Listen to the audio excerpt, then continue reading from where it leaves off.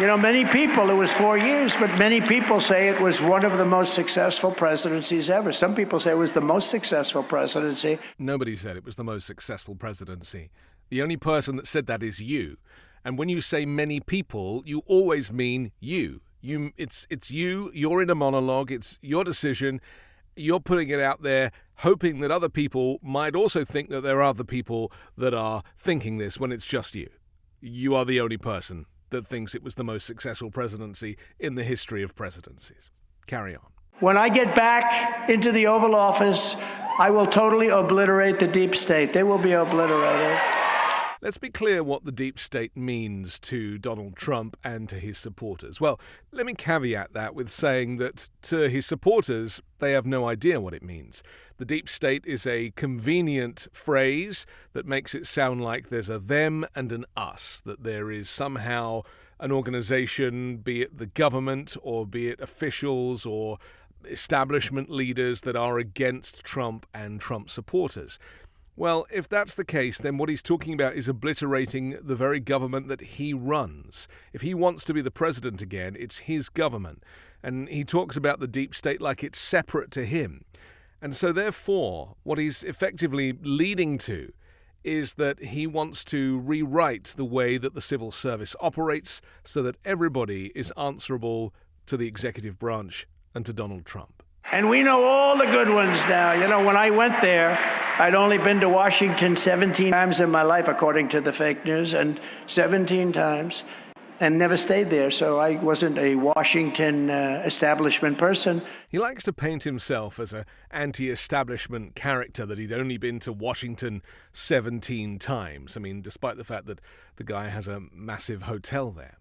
The point is that this kind of separation, trying to give the impression that he's an everyman and that he's not involved in politics, is not true. He was bribing politicians. He was constantly doing his best to kind of get behind certain politicians and not others, including supporting Democrat candidates several times. He's full of contradiction.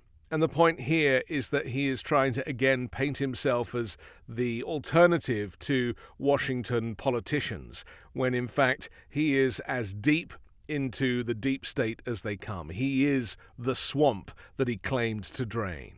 But I didn't know the people. I had to rely on people to give me names. And largely we got great names. We got the tax cut. We did so much. We rebuilt our military.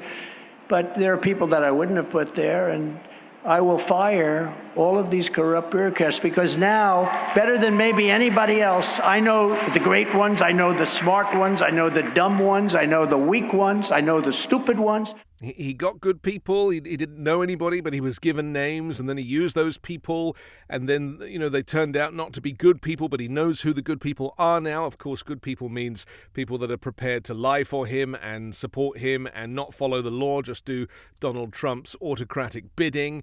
He is a criminal surrounded by criminals. It's very much a kind of mob environment when you work with Donald Trump, either as him as a president or him as a private citizen running a private business. He is the leader of the mob, and if you don't kiss the ring, you're not going to get very far. But I know the ones because I know everybody in Washington. I got a PhD in learning about the people of Washington. Hang on a second. 1 minute ago, you just said that you'd never been to Washington, or that the fake news media said you'd only been 17 times, and that you're not a Washington person. And now you're telling us that you have a PhD in Washington. Make your mind up. Which is it? Are you an everyman who's not a politician, or are you marinating in politics? Pick one. Stick with it. Because this is just making it more obvious that you're lying. You're lying about everything. And you're a terrible liar.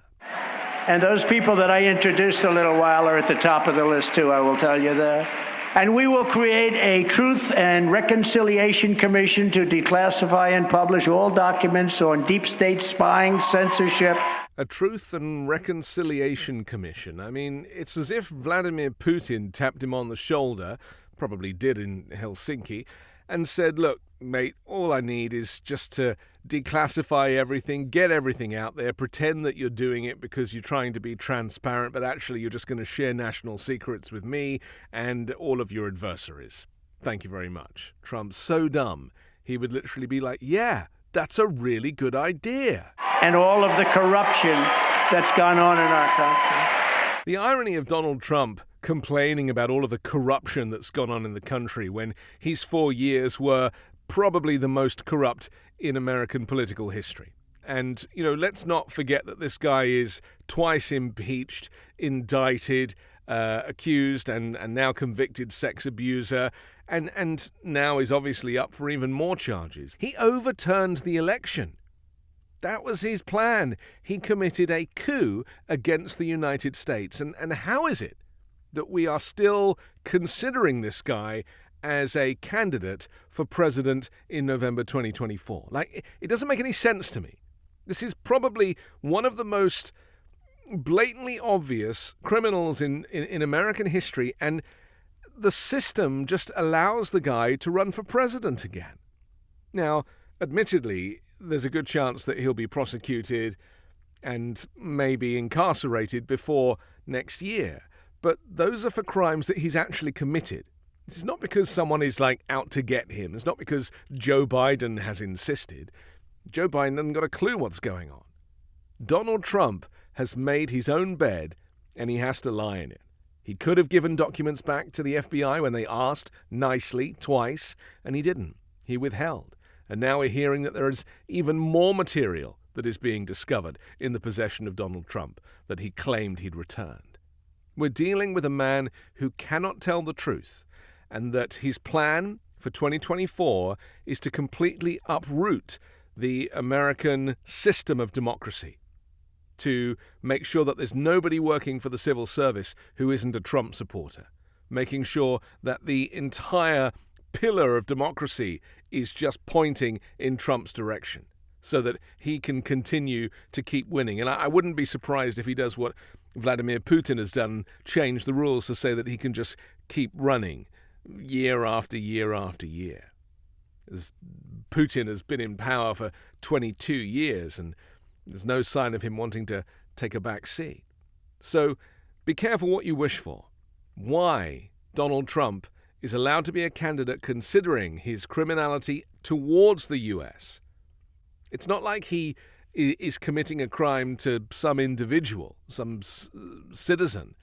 To the U.S. It's the U.S. versus Donald Trump. And still, he could become president. I'm Anthony Davis. You can hear me every day on the 5-Minute News podcast, on Wednesdays on MAGA Uncovered, and on Sunday hosting The Weekend Show with Midas Touch.